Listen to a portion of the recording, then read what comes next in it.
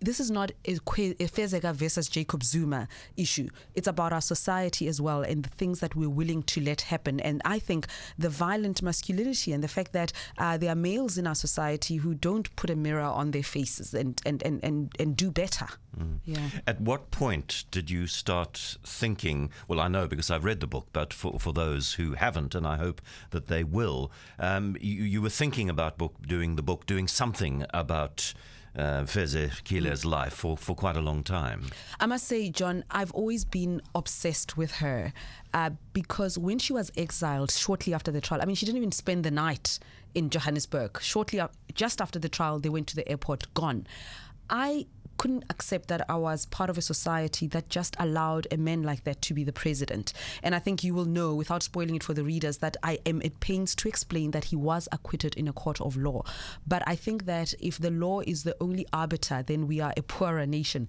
There are other dictates, there are other ways and norms of doing things. You know, where Jacob Zuma comes from, your child is my child. So he violated all those codes. He said in court that Fezekile Kuzwayo was unsettled, that she was unstable, she was upset. So how did they move from that to consensual sex? So all I'm saying is that the law, of course, looks at facts, and facts are important. But Jacob Zuma cannot be allowed to get away with arguing that he was acquitted by a court of law and nothing else matters. There are a whole lot of things that matter. So just to go back to your question, I followed Fezekile around. I kind of knew where she was at certain points in her life, but I just instinctively knew to stay away, because if I'd gone through what she had gone through, I wouldn't want to speak to a journalist. So I tried over a 2-year period to get to her using several people, and eventually we made contact in 2015. She didn't live long after that. But this is a story that I wanted to tell precisely because she represents all the elements that make me anxious, unsettled as a woman living in South Africa. Think about R. Kelly. There are all sorts of allegations against him and circumstantial evidence, but you'll find a lot of people flocking to his concerts. Why? Mike Tyson was in South Africa a couple of years ago. People paid thousands to go to dinner with him. So that's what I'm trying to question. What is it that makes us, what does it say about us as a society that we're just willing to hear that somebody's a predator, that somebody who is powerful is exploiting his position, Marius Fransman, for example. And I'm simply saying that even if there's consent, what is the quality of that consent when you are negotiating with somebody who's not your equal?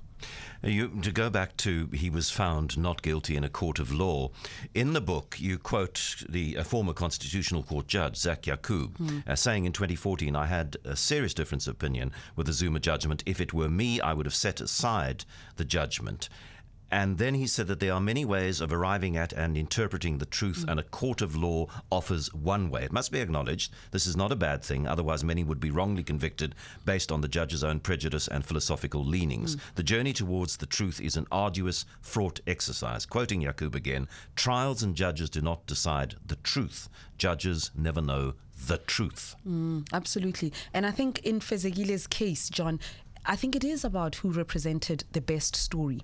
And I still say, with the messy society that we have globally, courts are not a bad thing. We are better off having the law and courts. But can we stretch our imagination a bit further? I say in the book, I build up to all the intimidation that went on behind the scenes. And I think that's all relevant. The court was not occupied with looking at that. But all these funny things of this police officer phoning her, telling her, say this to this journalist, say this to that journalist. I'm saying that so many things were mobilized to work against her, and sadly for her, that's not what the court had to deal with. So I really do think that we are better off as a society having courts and the law, and it's not a contradiction at all. But I'm simply saying that the law cannot be the only pillar on which we build our lives. You didn't realize until Palesa Marudu told you at the launch last night that Jacob Zuma had at a function over the weekend given a combi away to a group that had done a song in his honor at the time. And what he said then, you know, he just has no idea. There was this thing that they made out to be a crime that wasn't a crime. I mean, John, you know, I'm seldom speechless, as you well know. But when Palesa Murudi shared that with me, I was really speechless. And I wonder if psychologists or some psychology students are fascinated by Jacob Zuma's mind and his moral compass, and whether or not there can be a study that can be done. He is absolutely unbelievable. But but believable because he's real. So you quote some work done by Jonathan Shea, an American doctor and clinical psychiatrist involved in the care of military veterans, provides fascinating interpretive tools in his analysis of moral injury and victimhood. What is fascinating about Zuma's conduct is that it displays an aspect of moral injury in as far as it demonstrates how those who benefit the most after conflict and become heroes who correct the wrongs of society can live their lives believing that they are victims and that they are beyond reproach because of their previous good deeds. When they are censured for their behavior, they do not entertain the thought that they may have acted wrongly, unethically, immorally even. They're trapped in a perpetual state of victimhood, and this sense that they are under siege results in moral injury. And when it comes to Nkandla, when it comes to state capture, when it comes to Duduzane Zuma's involvement in business, purely because of the name, he doesn't see any wrong. He doesn't, but he's not the only one. I've interviewed a lot of prominent ANC members who, in the middle of a heated debate, will remind you of their sacrifices during apartheid. And I'm like, what's that got to do with what we're talking about? If you are accused of corruption, like Tony Yengeni was, not only accused, tried and convicted, it does not in any way subvert your heroic deeds. Those are a fact. We're not talking about that. But can we also say that a part of who you are, that you are capable of this wrongdoing? And this is not just something that I'm making up. I mean, remember Jackson Mthembu, who's one of the good guys, and I have great sympathy with what he's gone through with his family and how he poured his heart out to the nation about the drug problem in his family and all of that. But when I interviewed him about Nkandla, when I was still doing my program here, he said to me, I mean, we sacrificed in the past. We did. I said, hey, hold on. We're not talking about that. We're talking about the Constitutional Court saying that Jacob Zuma is a constitutional being by virtue of his office, and he's violated that constitution. Can we talk about how your party aided and abetted, embraced and protected? But he wouldn't look at that. So I do think that there are people who do amazing things in history. There are people who sacrifice so much for the betterment, as it were, of everybody else. But when they do something wrong, they don't want to be called out. And I think Jacob Zuma suffered from an acute case of that. I think it's obscene to try and create a moral equivalence between the wrongs that happened as part of the ANC's liberation struggle and what structurally, systematically was done by apartheid to generation after generation of black people. But at the same time, one would like, as you point out in the book often, some deeper, more reflective acknowledgement of a culture of abuse of women which happened to women in ANC exile systems. They don't want to talk about that. And I'm not the only person who has tried to get more voices to talk about.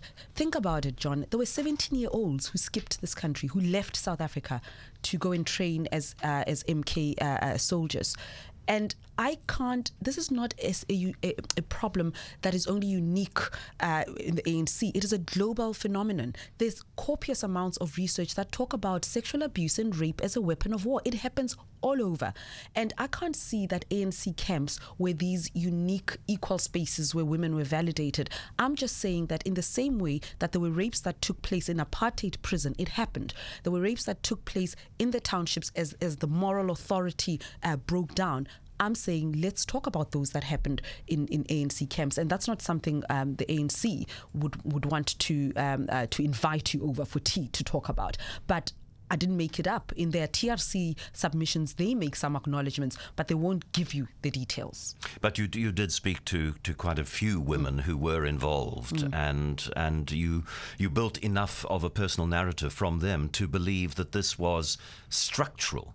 It was within. Absolutely, it was structural, and it didn't. And John, the reason I'm going back there, it's not only because I think it's important to understand the past, but I think that when we look at South Africa and the sexism and the rapes, I think the answer is complicated. There's not one reason that this happened, but this happens in our society today. But I think that those past events give us an understanding of contemporary South Africa and why there doesn't seem to be any political will to deal with it. I'm going to be a sexist for just a second, but I'm trying to prove a point. Look at some of the women in the ANC and how they were the biggest lynchers, as it were, attackers of Fezekile Kuzwayo.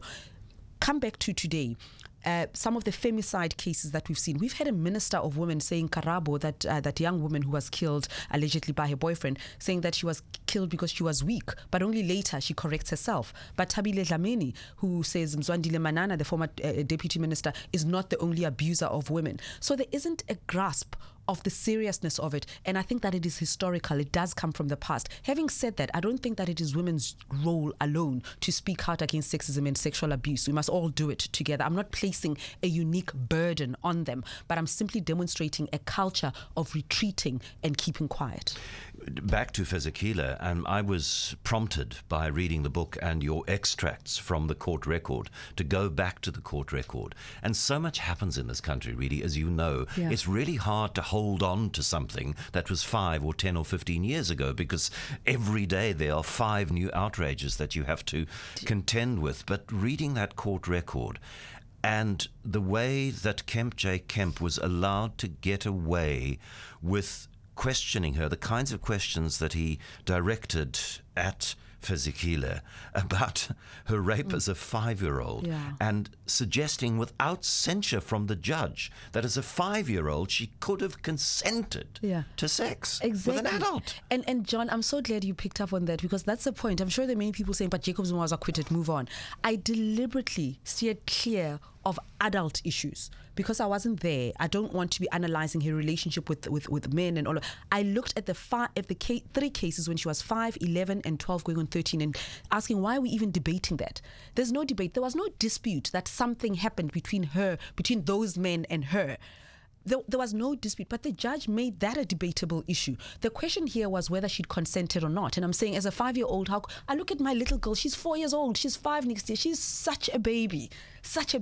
How does a little 5-year-old have agency over a 31-year-old? 12-year-old does, the 13-year-old doesn't. I just thought that was appalling. And of course, the ANC dealt with it in what Fezekile Kuzwayo described as a kangaroo court. And do we not see signs of that, of the ANC closing ranks and saying, we'll deal with our own issues ourselves? But I do think that Kemp J. Kemp got away with a hell of a lot. And I don't make the statement lightly. I consulted widely because my immediate response was, how could he ask that? Her entire sexual history, not just the cases where she's alleged to have falsely accused men, but even the cases where she consents, where she says there's a person referred to as Z in the book. She says, I had consensual sex with him, but Kemp then goes on and on badgering her about these men that you had consensual sex with. Did you know them well? And Fezeka says, I knew them. Says, no, but the question is, did you know them well? He says, I knew them. That's enough. 1 to 3.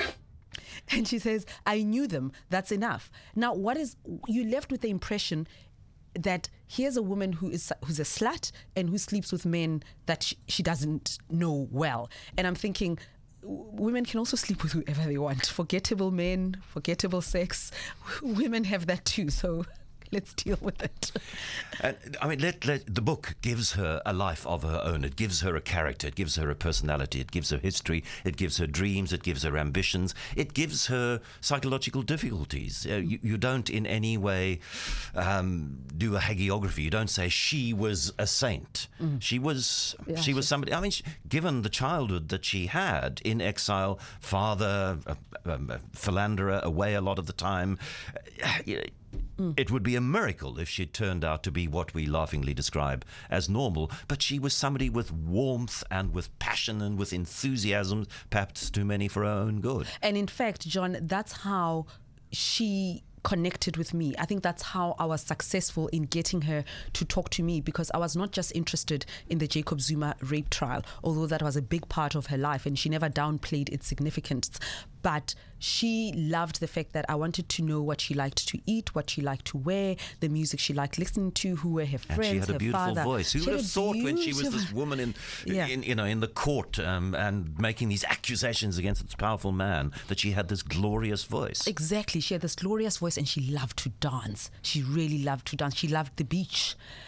She loved children. I didn't know that part, that she absolutely loved Had children. this incredible relationship with the Down syndrome child of a family that she stayed with in Dar es Salaam. Exactly, and she'd get into this imaginary world and all of that. So I was trying to say that this is not some crazy woman who just came and accused Zuma of rape and that was the end of her life. In fact, some of her friends, John, found her very exhausting, not because of the trauma, but because she was always, maybe because of the trauma, I don't know, but she was always searching for something big, for some drama. There's got to be something happening. You couldn't just rest easy and have an easy time. We're either traveling to this place, doing this, there's this concert, there was always a project with Fezeka, always a project with Fezeka. And at the time that she died, she was busy with her driver's license, and that was the big moment for her. So I'm trying to say she was normal, but a normal child under abnormal circumstances, who led a significant life. And I think for me, whose dreams just remained so elusive, there are very few that came true, but at the same time, she was surrounded by a lot of love and a lot of support. It's wonderful that this book's getting the attention. There's 600 people at a book launch in Johannesburg. I mean, it's just unheard of for book launches to get that many people. An enormous amount of attention, into its third reprint already. Just to point out that Redi's making no money out of this book. All the proceeds from the book are going to Fezeka's mother, Beauty, and to help there. But it's not a worry. It's a sort of niggle that people are focusing on Zuma because we're so anti-Zuma at the moment that a book that says as unabashedly as you do in this book, this is a bad man, wow, there's validation of our belief. And perhaps the other stuff, the stuff about patriarchy and the way society is organized and the way sexual violence is condoned, ignored in this country, might not get the attention that I think it deserves, which is one of the major parts of why you wrote the book. Which is why I'm here. Yeah. Also to talk about the other themes that I think are important, because I think long after Zuma has left, we will be left with these themes, with how we treat women and children who run to the law for protection. The things that we utter so glibly about this is a man's world, or why didn't she scream? What was she wearing? I don't think that's a Zuma problem. I think Zuma is a torchbearer, perhaps, of that kind of mentality. So I hope that we are all questioning ourselves. And I was at the UN in New York just 2 weeks ago, and we were talking about Angela Merkel, and somebody whom I would describe as very progressive was talking about how Angela is dressing like the boys. I said, but there's something wrong with your your belief and your observation. Why did you observe what she was wearing? You don't do that for the men with whom she has to work. And I found that the response from this person was actually quite, they took it in and they reflected on it. They said, I didn't even think about what you just said. I didn't even think I just saw Angela Merkel and she looks like one, and I said it. And perhaps there's room for us to be frivolous about these things, but in a world where gender inequality that manifests itself in this horrific sexual violence, in a world where that is our reality, it's very difficult to have a sense of humor about these matters. Perhaps one day we will relax, but I think that time hasn't arrived yet. In terms of the personal impact on you, Jacob Zuma's comments over the weekend, I'm sure were at least in part prompted by knowing that this book is out there, the hacking of your Twitter account, the professionalism of that. How concerned are you that there might be personal repercussions for the honesty with which you have confronted the story? I'm anxious. I'm very anxious. I've got very small children. My mom lives alone. So I am anxious because I think that we're seeing political assassinations in KZN, and we think in our rainbow nation this doesn't happen, but it does.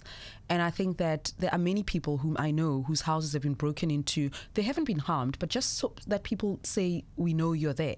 I know journalists whose telephones have been hacked. So I am anxious, John, I am. But at the time that I set out to do this, I didn't imagine that. I just wanted to give Fezekile Kuzwayo a platform to finally say what she wants to say. Not without criticism on my part, but at the moment, I'm anxious.